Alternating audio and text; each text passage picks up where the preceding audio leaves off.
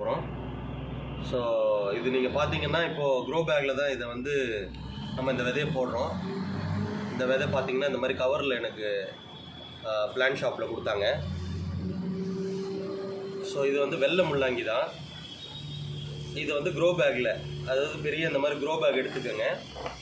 இதில் வந்து half grow bag நான் வந்து red soil, cocopeat and cow dung எருவும் மிக்ஸ் பண்ணியிருக்கேன் இது கூட. ஸோ இதுக்கு மேலே இதை எப்படி நடணுன்றதை நான் சொல்லிடுறேன். ஸோ இந்த மாதிரி விதை எடுத்துக்குங்க. விதை எடுத்துக்கிட்டு கொஞ்சம் குழி எடுத்துக்குங்க. குழி எடுத்து இது உள்ளே இப்படி போட்டுட்டு அப்படியே க்ளோஸ் பண்ணிவிடுங்க. ஸோ அதே மாதிரி கேப் விட்டு ஒரு 3 இன்ச்சு கேப் விட்டுட்டு மறுபடியும் இந்த விதையை இங்கே போட்டுட்டு இப்படியே க்ளோஸ் பண்ணுங்கள். அந்த முள்ளாங்கி வரும்போது மேலே க்ரோத் ஆகும்போது சாண்டு வேணும்னா தேவைப்பட்டால் நீங்கள் மேலே வந்து போட்டுக்கோங்க. இது ஒரு 15-20 நாளில் உங்களுக்கு எப்படி வருதுன்றது தெரியும். ஸோ என்ன டிஸ்டன்ஸ் வைக்கிறேன்றதை பார்த்துக்கோங்க. இந்த டிஸ்டன்ஸில் நீங்களும் மெயின்டைன் பண்ணிக்கோங்க. அப்போ தான் உங்களுக்கு வந்து அந்த க்ரோ பேக்கில் வர்றதுக்கு வாய்ப்பு இருக்குது.